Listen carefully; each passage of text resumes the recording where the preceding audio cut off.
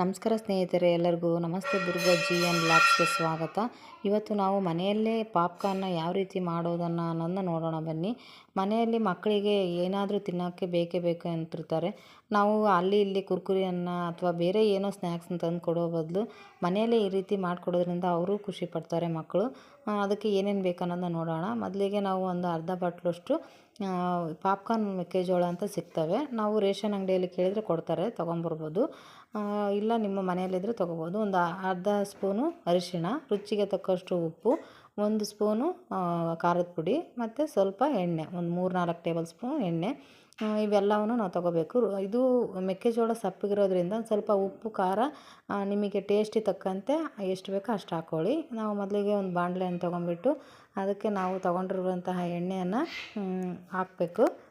ಬಾಣಲಿ ಬಿಸಿಯಾಗಿದೆ ಅಂತ ನೋಡಿಬಿಟ್ಟು ನಾವು ತೊಗೊಂಡಿರುವಂಥ ಎಣ್ಣೆಯನ್ನು ಆ್ಯಡ್ ಮಾಡಬೇಕು.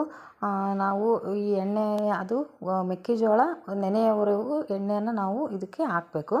ಅಂದರೆ ಅದು ಕರಿಯೋ ರೀತಿಯಲ್ಲಿ ಅವು ಮೆಕ್ಕೆಜೋಳ ಹಾಕಬೇಕು.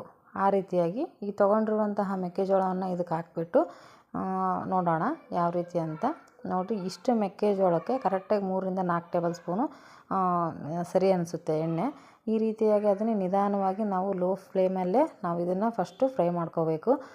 ನಿಧಾನವಾಗಿಯೇ ನಾವು, ಯಾಕಂದರೆ ಜಾಸ್ತಿ ಉರಿಯನ್ನು ಇಟ್ಕೊಂಡ್ರೆ ಅದು ಬೇಗ ಸೀದಂಗೆ ಆಗುತ್ತೆ. ಅದಕ್ಕೋಸ್ಕರ ಇವಾಗ ಸ್ವಲ್ಪ ಉಪ್ಪನ್ನು ಆ್ಯಡ್ ಮಾಡಿ ನಾವು ಇದನ್ನ ಮತ್ತೊಂದು ಸ್ವಲ್ಪ ಫ್ರೈ ಮಾಡ್ಕೋಬೇಕು. ಖಾರದ ಪುಡಿ, ಅರಿಶಿನ ಪುಡಿ ನಾವು ಇವಾಗಲೇ ಹಾಕ್ಬಾರ್ದು, ಯಾಕಂದರೆ ಅದು ಸೀದೋಗಿಬಿಡುತ್ತೆ.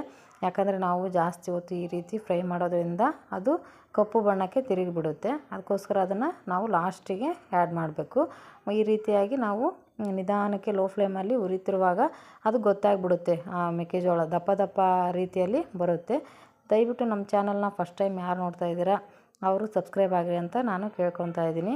ಈಗ ನಾವು ಸ್ವಲ್ಪ ಅರಿಶಿಣದ ಪುಡಿ ಹಾಕಿ ನಾವು ಅದನ್ನ ಎಲ್ಲನೂ ಸೇರಿಸ್ಬೇಕು. ಆವಾಗ ಅದು ನೀಟಾಗಿ ಎಲ್ಲದಕ್ಕೂ ಈ ಕವರ್ ಆಗುತ್ತೆ. ಅದೇ ರೀತಿಯಾಗಿ ನಾವು ಖಾರದ ಪುಡಿಯನ್ನು ಕೂಡ ಈ ರೀತಿಯಾಗಿ ನಾವು ಸೇರಿಸ್ಬೇಕು.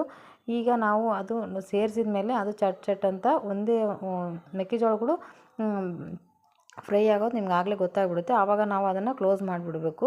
ಯಾಕಂದರೆ ಓಪನ್ ಮಾಡಿದರೆ ಅದೆಲ್ಲ ಹೊರಗಡೆ ಬಂದುಬಿಡುತ್ತೆ. ಈ ರೀತಿಯಾಗಿ ಕ್ಲೋಸ್ ಮಾಡಬೇಕು. ದಯವಿಟ್ಟು ನಮ್ಮ ಚಾನಲ್ನ ಫಸ್ಟ್ ಟೈಮ್ ನೋಡ್ತಿದ್ರೆ ಲೈಕ್ ಮಾಡಿ, ಶೇರ್ ಮಾಡಿ ಅಂತ ಕೇಳೋಕ್ಕೆ ಇಷ್ಟಪಡ್ತಾ ಇದ್ದೀನಿ. ಇದೇ ರೀತಿ ಅನೇಕ ವೀಡಿಯೋಗಳು ಕೂಡ ನಮ್ಮ ಚಾನಲ್ನಲ್ಲಿ ನಿಮಗೆ ಸಿಗ್ತಾ ಹೋಗ್ತವೆ. ದಯವಿಟ್ಟು ನಮಗೆ ಸಪೋರ್ಟ್ ಮಾಡಿ. ನೋಡಿ, ಈ ರೀತಿಯಾಗಿ ಪಾಪ್ಕಾರ್ನ್ ರೆಡಿ ಆಗ್ತಾ ಹೋಗ್ತಾ ಇದ್ದಾವೆ. ಈಗ ನಾವು ಅದು ಸೌಂಡು ನಿಂತ ಮೇಲೆ ಗೊತ್ತಾಗುತ್ತೆ.